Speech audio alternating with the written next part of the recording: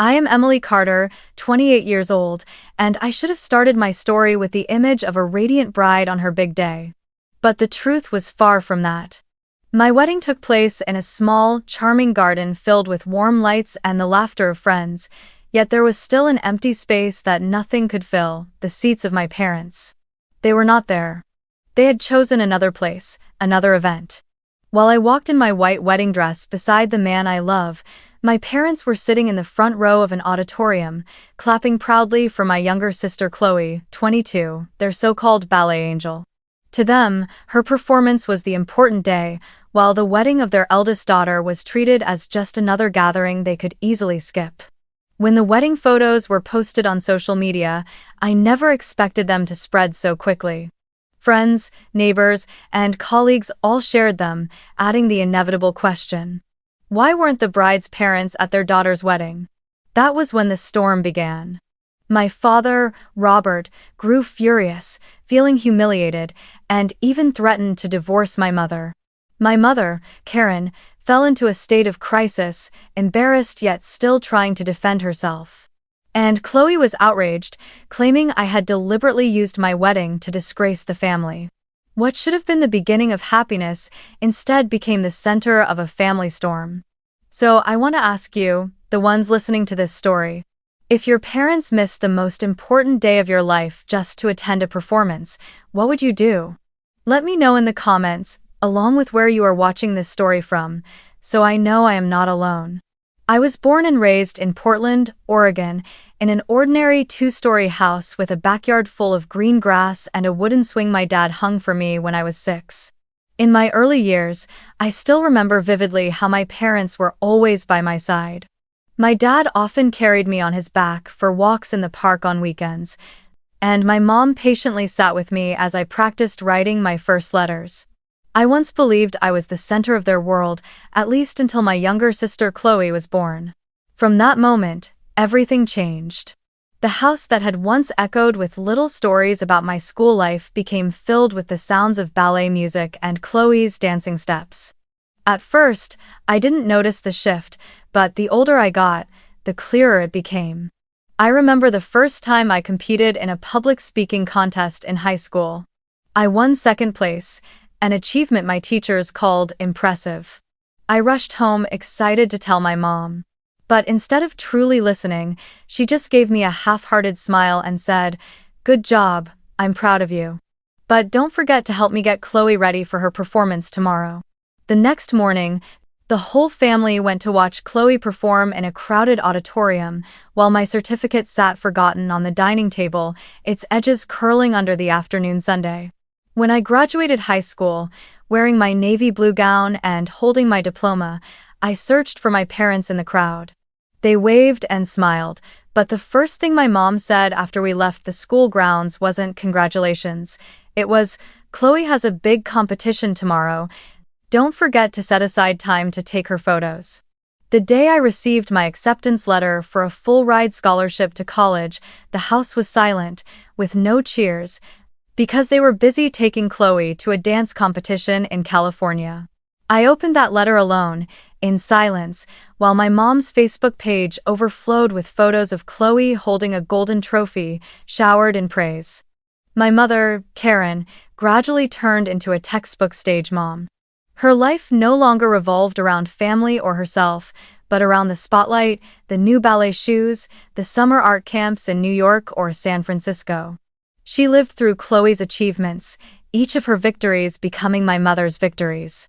She managed Chloe's practice schedule, performance calendar, even her diet down to the last gram. My father, Robert, was always the quieter one, rarely objecting.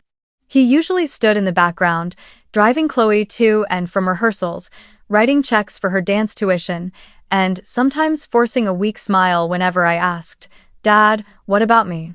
I slowly learned how to stay silent, like an outsider in my own home. Every milestone of mine, from a small article published in the school magazine to my college acceptance letter, was overshadowed by photos of Chloe twirling in her white costume on stage. Sometimes, I wondered if my parents even remembered they had 2 daughters, or if in their eyes, I was just the shadow standing backstage, clapping for the star role named Chloe. In my memories, my maternal grandparents were the only ones who truly saw me not as Chloe's sister, but as myself, Emily. When I was 16, before they passed away, they left me a college fund. They always believed I had the potential to go far and deserved the support to pursue my own path. According to the family lawyer, the fund was enough to cover at least 4 years of tuition, an invaluable gift I cherished as a promise for my future. I used to dream of holding that check to pay my dorm deposit, to buy my first textbooks, to never have to worry about tuition again. But all of that vanished after what my mother called the house fire incident. When I was 17, on a winter evening, the kitchen filled with smoke from faulty wiring. The fire was quickly put out, leaving only a small section of the kitchen wall damaged. But a few months later, my mother announced that the entire college fund had been withdrawn to repair and upgrade the electrical and plumbing systems to keep the family safe. I remember that day vividly. She sat in the living room, her voice firm, while my father just nodded silently. I was stunned, feeling like the foundation of my entire future had been ripped away. I didn't dare protest, only accepted it with the naive belief that it was for the good of the family. But years later, in my sophomore year of college, I stumbled upon a stack of receipts in my mother's drawer. Printed clearly at the top, "Summer Program at the New York Ballet Academy, Chloe Carter." The total amount was almost identical to what had once been mine. My hands shook, my chest tightened. The so-called house fire incident had been nothing but an excuse. My college fund had been used to send Chloe under the bright lights of a stage in another city. In that moment, whatever little trust I still had left in my parents shattered completely. To continue my education, I had no choice but to push myself to the limit with part-time jobs. During the day, I sat through demanding finance classes, and at night, I worked behind the cashier counter of a convenience store. On weekends, I waited tables at a small cafe near campus. I lived on cheap coffee and long nights spent typing essays while my eyes burned with exhaustion.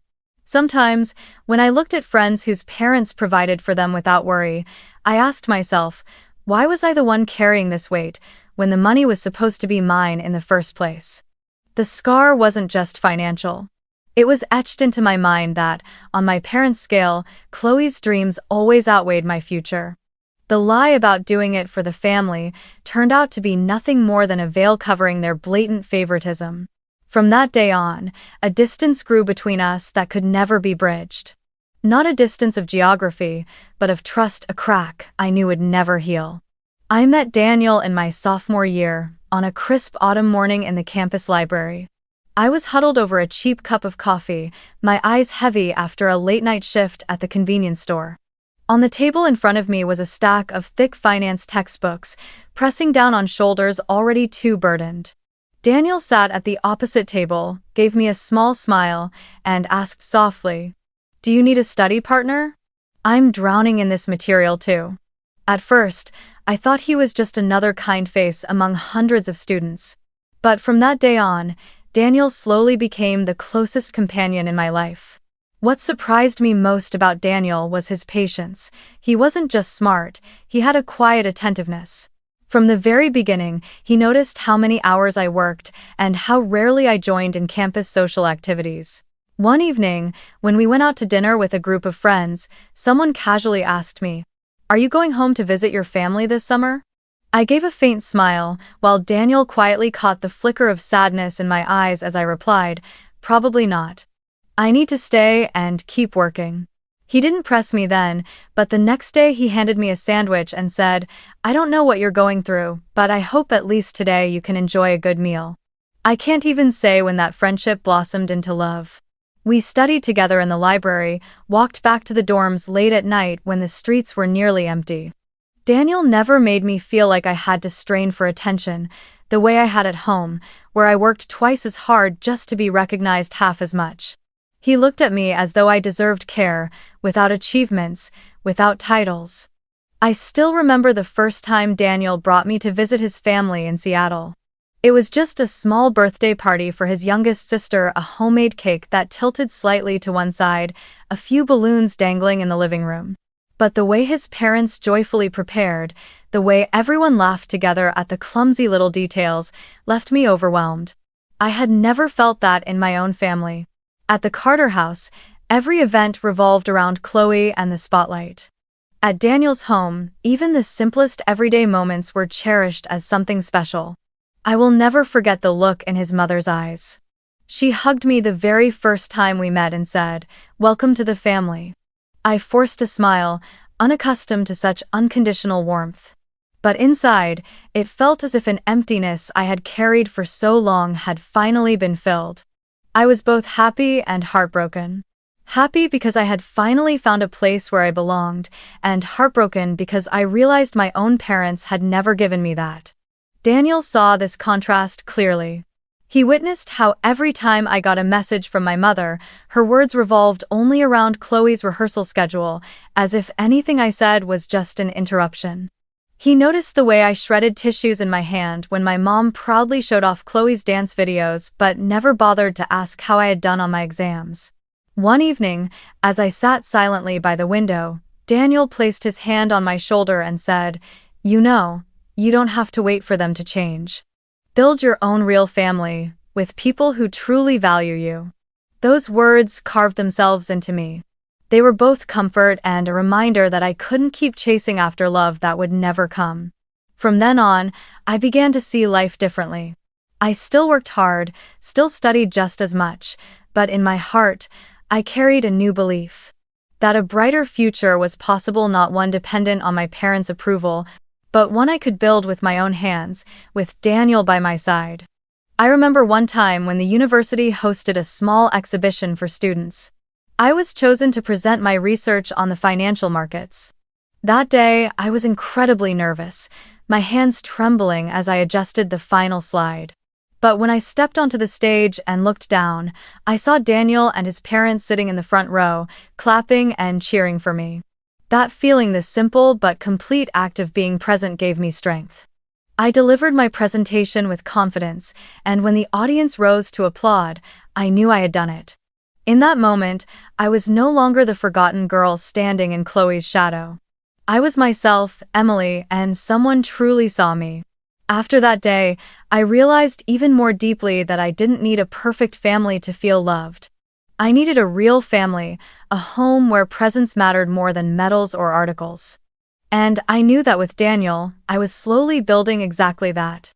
It was the contrast between these two worlds: on one side, the Carters with their relentless favoritism, and on the other, Daniel's family with their unconditional love, that helped me recognize my own worth.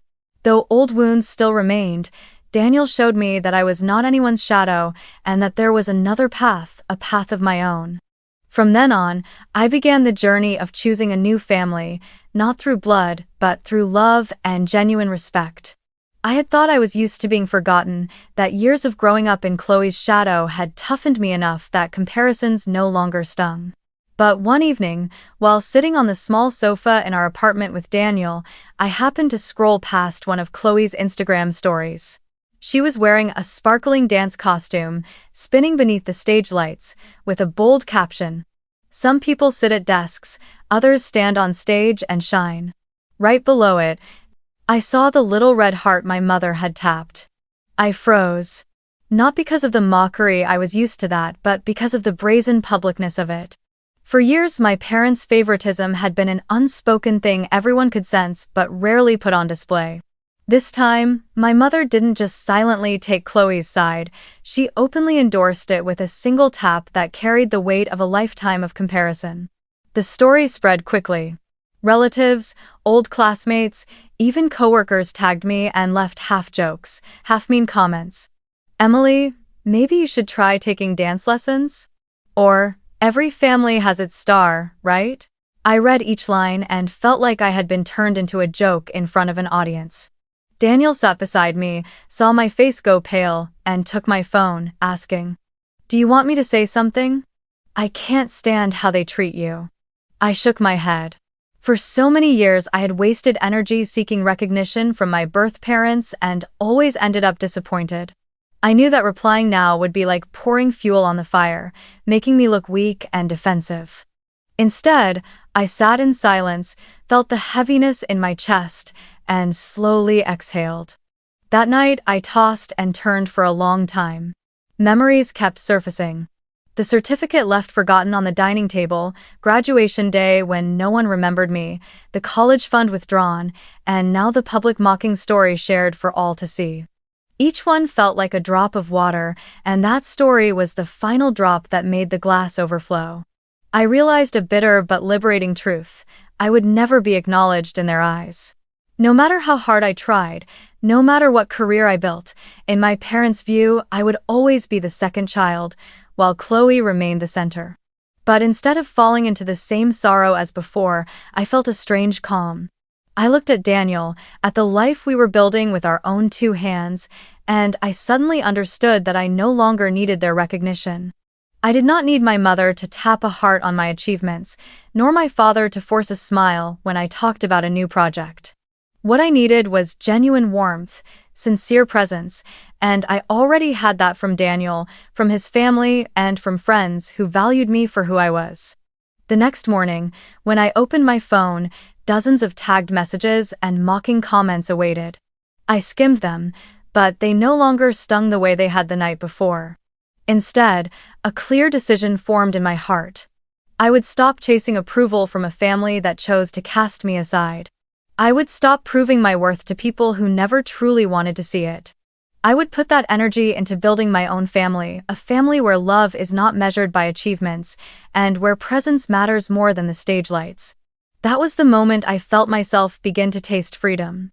The mocking story, instead of trapping me in the same old spiral, became a door opening onto a new path. I knew that path would lead to the most important day of my life, the day I would marry Daniel, but this time I would no longer expect my parents to show up. I would leave them with Chloe's stage, and I would walk toward my own happiness. When Daniel and I officially decided to get married, I spent a long time thinking about how to tell my family. Part of me still longed for one last chance, one final test to see if my parents could finally look at me as the center of something. I knew that if I simply announced, "I'm getting married," they would find a way to make the event seem secondary to Chloe's rehearsal schedule. So I chose a different approach, a message that was at once an invitation and a final measure of the love they could offer me. That evening, I opened the Carter family group chat on my phone. My fingers trembled, but I typed each word clearly. On October 14th, I have a very important event. I hope everyone can be there. I read it over and over, my heart pounding. It was a message that revealed nothing specific, meant to see whether they would show concern, ask questions, or simply assume that any event of mine was less important than Chloe's. When I hit send, I felt like I had thrown a stone into a still pond, waiting to see how the ripples would spread. A few minutes later, my phone lit up. It was my mother, Karen. She replied briefly, without hesitation. That night is Chloe's biggest solo performance before she auditions for the dance company. The whole family will be there. No further questions, not a moment of curiosity about what event I was referring to. Only a firm assertion: Chloe is more important. I waited a little longer, hoping my father would message, hoping he would ask me, "What is the important event, Emily?" But nothing. The group chat stayed quiet except for my mother's message. My father remained silent as always, and that silence hurt more than any outright rejection. Chloe sent a smiling face emoji with the line, "So glad the whole family will support me that night," as if my message had merely been a backdrop for her to boast.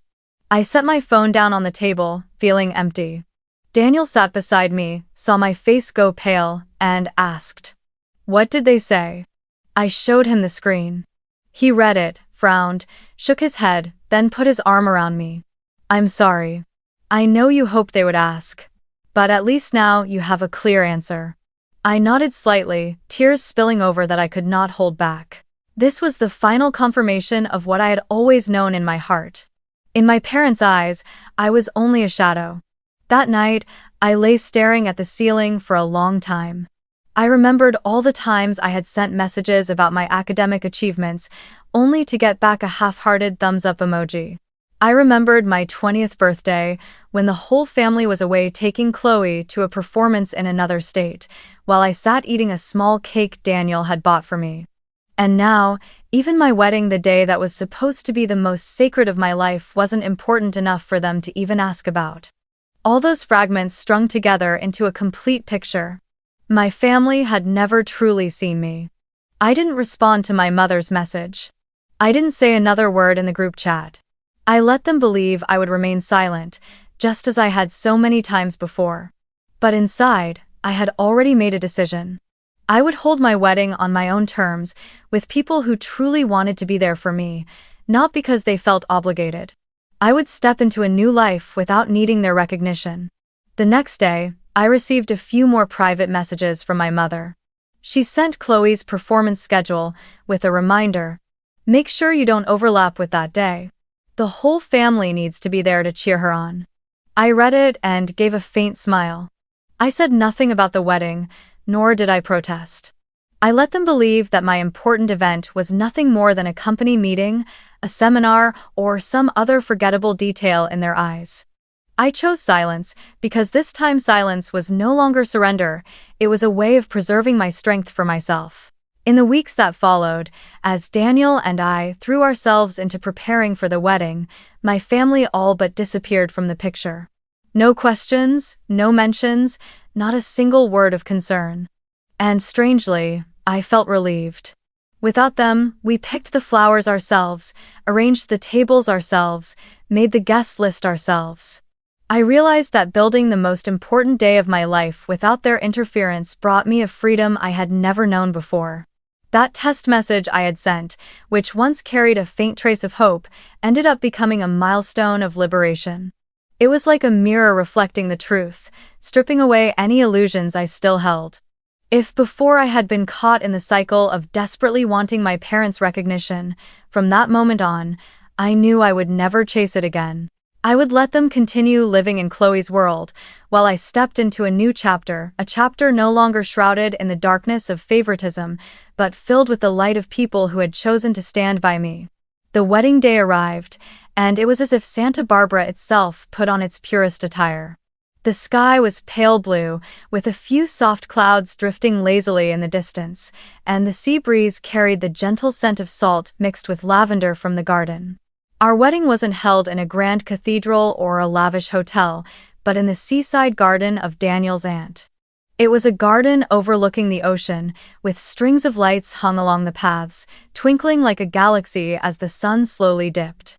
In that setting, I felt an unusual stillness in my heart, as if the wounds had never existed, as if the years of being overlooked had never been. The guest list was small, only those who truly mattered. Close friends from college, a few colleagues I considered family, relatives from Daniel's side who always welcomed me warmly, and of course his family people who had not hesitated to open their arms to me from the very beginning. The crowd was not large, but every face shone with sincerity. I looked around and did not see my parents, nor Chloe. Strangely, that absence no longer made my throat tighten as it once did. Instead, I felt another circle enveloping me. A circle of people who chose to be present, not out of obligation, but out of love. When I walked down the aisle, I did not go with my father as tradition dictates. The hand that held mine that day belonged to my grandfather, George, 70 years old but with a steady, resolute gaze. When he placed his warm hand on mine, I heard him whisper, "My girl, I am so proud of you. Let me do this for you in place of your father." I choked up and tears welled in my eyes. He did not need many words. That single sentence was enough to erase decades of yearning for recognition. He also gave me a silver necklace set with a shimmering blue stone. "This was your grandmother's keepsake. She wanted you to have it, and today I believe she is watching from above, smiling at your happiness." I touched the necklace and felt as if I were connected to the grandmother who once held me as a child, the only person in the family who had ever said, "Emily, you deserve to be loved." As the music began, I walked slowly, my eyes fixed ahead where Daniel waited. He wore a navy suit, his face radiant but his eyes showing the emotion of seeing me.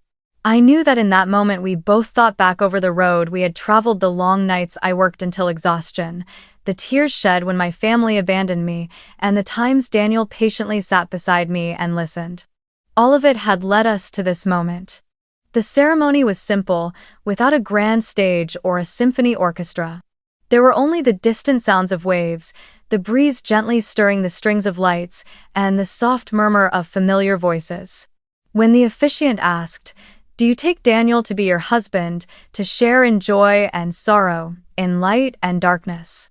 I looked into his eyes and answered with a steady voice, "Yes, I do." In that instant, I felt as if the cracks in my heart were being mended. Not because my parents had returned to apologize, but because I realized I no longer needed that to feel whole. I had my own family now, a family I had chosen, one that measured love not by achievements but by presence and sincerity. After exchanging rings, Daniel squeezed my hand tightly, kissed my forehead, and whispered, "We did it, Em." I smiled through my tears. I knew I had just stepped through a new door, leaving behind years of hopeless waiting. The reception unfolded in a warm and intimate atmosphere. Long wooden tables were draped with white cloths, wildflowers arranged in simple glass jars that somehow felt elegant. My friends raised their glasses, reminiscing about college days, colleagues offered their blessings with playful jokes, and Daniel's family embraced me as if I had always been one of them. I laughed so much my cheeks hurt, and for the first time in my life, I felt I truly belonged somewhere. As night fell, the strings of lights shimmered like stars, illuminating every face. I sat down, looked around, and let myself sink into the moment. This wedding wasn't lavish or loud, but it overflowed with love and healing. And when Daniel took my hand as we stepped out into the garden to breathe in the sea breeze, I whispered to myself, "I found my real family." That day, I understood something important. Love doesn't have to come from where we were born, but from where we are valued. And in the soft glow of Santa Barbara, I knew that at last, I had the happiness I deserved. After the wedding, I thought everything would settle. Daniel and I left for our honeymoon in Carmel by the Sea, a quiet coastal town in California.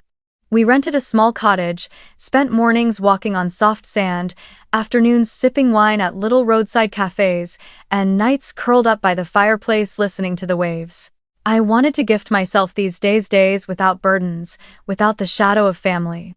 But just a few days later, the aftershocks of the wedding began to spread in ways I hadn't anticipated. One of Daniel's aunts, after attending the wedding, posted a photo of Daniel and me holding hands beneath a canopy of pure white bougainvillea. Beneath it, she wrote a short caption. "Some people choose different priorities." Just 7 words, but they struck like a spark on dry wood. Friends, relatives, even old neighbors from Portland began resharing it, adding their own questions. Why weren't the bride's parents at their daughter's wedding? What happened to the Carter family? In less than a day, the photo had been shared hundreds of times, with comments pouring in. Some expressed sympathy for me, saying nothing was more painful than parents being absent on such a sacred day. Others reacted with outrage. If it were my daughter, no matter how busy I was, I would never miss it. The talk spread quickly, like rising waves, pulling in even those who had known my family back in Portland. My father, Robert, chose silence. He didn't comment, didn't explain, didn't even message me. But my mother was different. She began calling nonstop, flooding me with messages. "What are you doing, Emily? You've turned the whole family into a joke. People think I abandoned my daughter on her wedding day." In the voicemails she left, her voice trembled, equal parts anger and panic. "You've ruined the family's image." Chloe didn't stay silent either. She sent me long messages, accusing me of deliberately choosing the same date as her performance, claiming I had secretly planned the wedding just to humiliate the family. In one message, Chloe wrote, "You're so petty. A wedding is supposed to be a day of happiness, but you turned it into a tool for revenge. I will never forgive you." I read her words, then set my phone down without replying. Daniel noticed me holding my phone all evening, my face tense. He gently said, "We're on our honeymoon. You don't have to let them intrude on this space anymore." Just turn it off." He placed his hand over mine, his gaze firm yet tender, and I listened.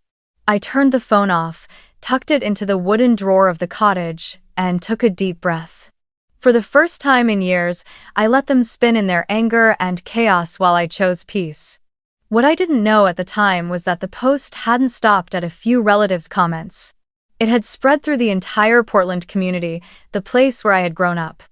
Old neighbors who had once watched my parents drive Chloe back and forth to dance practice began asking public questions. A former classmate wrote, "I remember Emily in high school winning a major scholarship, but her parents never mentioned it. Now I understand." One neighbor commented, "The whole neighborhood always knew Karen lived only for Chloe's dance achievements. Now the truth is out." Those words became testimonies, echoing and amplifying until the matter could no longer be hidden. My family became the subject of gossip not because Chloe was shining, but because they had chosen to be absent on their eldest daughter's wedding day. In Portland, where everyone knew one another, it was nothing short of a public scandal. And I, during those days, was simply walking along the beach in Carmel with Daniel, hand in hand, leaving the storm behind me. I had no idea that each photo, each line of text was cutting into my parents' reputation, that every acquaintance was adding their voice to a growing tide of public opinion. All I knew in those moments was peace. I sat on the sand, the wind tossing my hair, Daniel holding me close, and I thought, at last, I had chosen right. Only when we returned from the honeymoon and I turned my phone back on did I realize how big the storm had grown. Dozens of missed calls, hundreds of messages, an inbox overflowing. I skimmed a few, saw my mother still blaming me, Chloe still furious. But among them were congratulations from old friends, from people who had quietly witnessed how I had been overlooked. They said I had finally stepped out of the shadow, that I deserved the happiness I had now. And I knew that even if my family was collapsing under anger and shame, I had found peace for myself. News of my wedding, along with the wave of public opinion sparked by my aunt's post, didn't stop at whispers in the community. It crashed directly into the Carter household like a sudden storm. The first one who couldn't endure it was my grandfather, George. He was the one who had walked me down the aisle, the one who had silently watched his son and daughter-in-law favor Chloe for years. But this time, with the entire neighborhood talking, with the family's honor turning into a public joke, he could no longer stay silent. One morning, my grandfather went straight to my parents' house in Portland. I wasn't there that day, but later I was told the entire house seemed to shake with his voice. He stood in the middle of the living room, leaning on his cane, pointing directly at my father. "Robert, you are a failure as a father. You let your wife and younger daughter manipulate you, and you abandoned your eldest child on her wedding day. Not only that, you took away her trust, took away her opportunities for years. Don't you feel ashamed?" My father sat silently on the couch, his head bowed, unable to speak a word. My mother, Karen, as always, tried to fight back. She hurried to explain, her voice flustered. "Dad, I didn't mean to. That was Chloe's biggest solo performance, her whole career depended on it. Emily, she never said it was a wedding. How were we supposed to know?" But my grandfather cut her off, his voice sharp as steel. No father, no mother, would fail to ask more questions when their child says they have an important event. That excuse only proves you never considered Emily important. And what's the result now? The entire city of Portland is laughing at this family. His words were like a blade cutting through the silence that had stood for years. My father could no longer sit still. He jumped up and shouted at my mother. "Karen, he's right. All these years I've let you run things, let you turn this family into Chloe's stage. I stayed silent because I thought it would keep the peace, but that silence cost me my eldest daughter. I can't stand it anymore." It was the first time my father publicly stood against my mother, and it was also the moment he mentioned divorce. He said directly, in front of my grandfather, that if the favoritism and selfishness continued to haunt this household, he would leave. Meanwhile, the event my family had valued above all else, Chloe's performance, did not unfold as expected. That night, she stepped onto the stage under dazzling lights, the auditorium packed with eager spectators, including my parents who sat waiting with anticipation. But in the middle of her crucial solo, Chloe slipped and lost her rhythm. The fall ruined the entire piece, and murmurs of disappointment rippled through the audience. Someone in the hall captured the moment and uploaded it online with a biting caption, "Skipped their daughter's wedding to watch this." It wasn't long before the video became the subject of mockery. People began comparing Chloe's onstage failure to Karen and Robert's failure as parents. Sarcastic comments spread quickly. That's what happens when you put your priorities in the wrong place. If they had given their eldest daughter half the attention they gave this performance, things might have been different.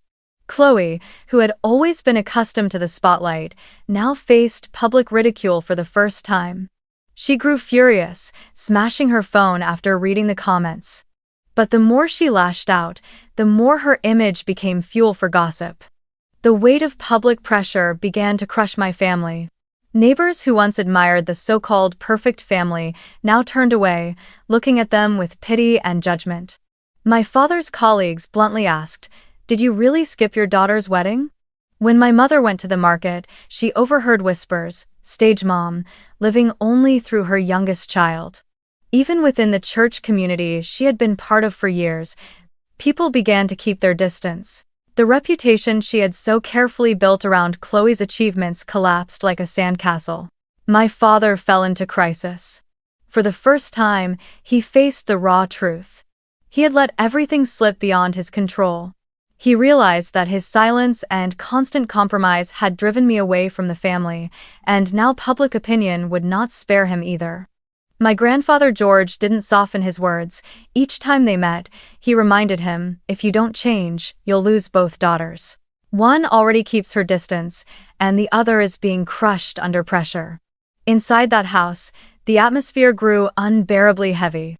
My mother tried to cling on, insisting that people misunderstood, that given time the gossip would fade. But my father no longer believed her excuses. He began talking about marriage counseling, even discussing how assets would be divided if divorce came. Chloe shut herself in her room, crying one moment and raging the next, turning the blame back on me, accusing me of deliberately destroying her life. But what they refused to admit is that their choices unleashed all these consequences. They abandoned me on my wedding day to gamble on a performance, and in the end both became stains on the family's reputation in the eyes of the community. This was not only the price paid by my parents or by Chloe, but a shock to the entire Carter family, a family that once prided itself on a perfect image, now shattered under society's mocking gaze. A few weeks after we returned from the honeymoon, the phone rang nonstop. This time it wasn't only my mother's angry calls, but my father's familiar hoarse voice as well. He called in a different tone, no longer rigid or cold as before. "Emily, I want to see you. Just the two of us. At that little diner you used to like, remember?" I hesitated, but finally agreed. The diner sat on a quiet street in the suburbs of Portland. It was the place my father used to take me for hamburgers when I was in 6th grade, one of the rare times I felt he paid attention to me alone. When I walked in, he was already there, twirling his coffee cup, his gaze heavy with weight. He looked at me, unable to hide his regret. "I'm sorry, I stayed silent for too long. I let your mother and Chloe manipulate everything. I thought that if I didn't make waves, the family would stay peaceful. But my silence hurt you more than anything." I sat quietly and listened to every word. He took a long breath and continued. "I also want to talk to you about the college fund. I know about it. I was wrong to let your mother withdraw the money. I promise I will repay you little by little, and I have signed up for therapy. I want to fix things before I lose you completely." But I looked at him and saw a sincerity in his eyes that had rarely shown before. I nodded slightly, but I didn't rush to forgive. "Dad, I appreciate what you said today. But you know, those years left scars. I can't erase them with just a promise. If you truly want to change, then show me through your actions. I'll wait, but not like a child hoping anymore. I'll wait as an adult, knowing I have the right to walk away if I see the same silence again." My father nodded, his shoulders sinking as if a weight had been lifted. A few days later, my mother texted asking to meet. I agreed, this time at a cafe downtown. When I walked in, she was already there, heavily made up but with a gaunt face, her eyes swollen from sleepless nights. The moment she saw me, she burst into tears. Emily, I'm sorry. I was wrong. I was blind. I just wanted my youngest daughter to have a future, and I didn't realize I was abandoning you. But I never meant to hate you. I sat down, neither crying nor trembling.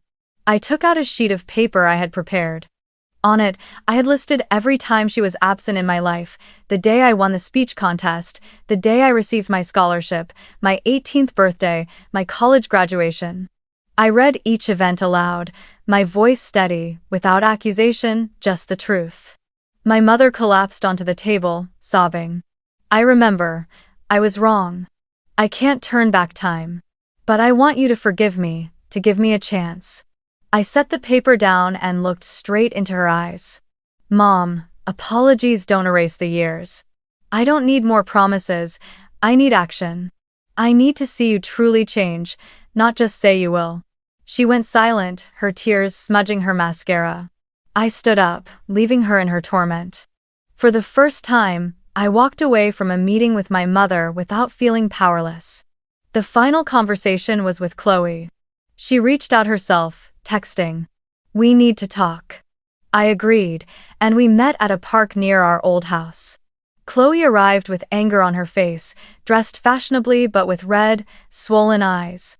As soon as she sat down, she snapped. "You did this on purpose, didn't you? You chose the exact day of my performance, you hid the wedding from the family, and now everyone is mocking us online. You wanted to humiliate me, didn't you?" I looked at her and answered calmly. "No, Chloe. I didn't do it on purpose. I just didn't have the strength to spell it out anymore, because I knew if I did, the family would still choose you. I wanted to see if anyone cared enough to ask me again. But no one did. That's not my fault, that was everyone's choice." Chloe slammed her hand on the stone bench, her voice breaking. "You made me a laughingstock. My video went viral, and people are mocking me everywhere. I hate you." I sighed, then said the words I had held back for years. "You love the stage, Chloe. You love all eyes on you. But remember, when the lights shine, they also expose every flaw. This is the consequence of the stage you chose." She froze, unable to respond, then stood up and walked away. I watched her back as she left, realizing that whatever fragile bond of sisterhood remained between us had now finally broken. The 3 conversations with my father, my mother, and my sister were like 3 mirrors reflecting my past. A father who, for the first time, admitted his mistakes. A mother who could only cry and make promises. A sister still blinded by her own spotlight. I walked away from them all, no longer feeling the need to prove myself. I had said everything, I had heard everything. The rest was no longer mine to carry. It belonged to them, and to the choices they would have to live with. After all the talks, after all the days of turmoil, Daniel and I made a clear decision: we would leave Portland and begin a new life in Seattle. It was not just a change of geography, but a shift in my state of mind, a way to escape the shadows, the memories that clung to me like invisible chains. Seattle welcomed us with its delicate rain, the aroma of coffee drifting through its streets, and a rhythm of life both vibrant and gentle enough to make me believe I could start over. I focused on my work in finance, while Daniel pursued his career in architecture. Together we laid each brick of a new home, a home that needed no stage lights, only genuine presence. What surprised me was that my father kept his word. He began sending me small amounts of money, regularly, with a short note each time. "Returning your fund, little by little." At first I was surprised, then moved. I didn't need that money to survive. I had long since learned to provide for myself, but each transfer felt like a slow but genuine piece of proof that he was trying to make amends. He also called me, not saying much, only sharing that he was in therapy, that he was beginning to understand how his silence had left such lasting damage. Once, he said haltingly, I don't expect you to forgive me right away, I just hope you see that I'm trying. For the first time in many years, I believed he truly wanted to change. My mother was different. She kept sending long, rambling messages filled with apologies, sometimes attaching old photos to remind me that she still loved me. But I had changed. I was no longer so easily softened by tears. I only responded when I saw her take concrete actions, like when she mentioned she had skipped one of Chloe's performances to attend a community meeting, or when she told me she was volunteering to teach dance to underprivileged children instead of pouring everything into her youngest daughter. I knew change would be a long journey, and I no longer wanted to give away my trust too quickly. I chose patience, but also distance, to protect myself. As for Chloe, she never reached out again. I heard that her failed performance had shaken her career, and the public pressure had forced her to step back for a while. I felt neither satisfaction nor sorrow. Only the sense that, sooner or later, everything falls back into its rightful place. The stage lights fade quickly, but the truth never disappears. As I sit down to write these words, I realize that my journey is not just a private story. It is a reminder to anyone who has ever felt forgotten in their own family. Family does not always mean love. Blood does not guarantee respect. And sometimes, healing is not about patching cracks that run too deep, but about letting go, about having the courage to step away and build a new circle, one made of people who choose to be present. Now, each morning in Seattle, as I brew coffee and watch Daniel busy with his sketches, I feel peace in my heart. I no longer crave my mother's nod, nor do I wait for my father's praise. I have found recognition in the life I am living. My colleagues who respect me for my ability, Daniel's family who always welcomes me with warmth, they have all shown me that family is not just the place we are born into, but the place we are chosen to remain. One afternoon, I posted a wedding photo on my personal page, Daniel and me laughing brightly beneath the white archway in Santa Barbara. Beneath it, I wrote a short line. I built something of my own, with people who chose to show up. No explanation, no mention of the past. Just a small declaration, quiet but resolute, that I had moved beyond the days of being forgotten, and that now I was fully living in the present. And perhaps, that is the greatest lesson I want to share with anyone listening. You don't need to chase recognition from those who always turn their backs on you. Have the courage to leave, the strength to build. Because in the end, freedom and true love will only come from those who value your presence, not because you are perfect, but simply because you are you.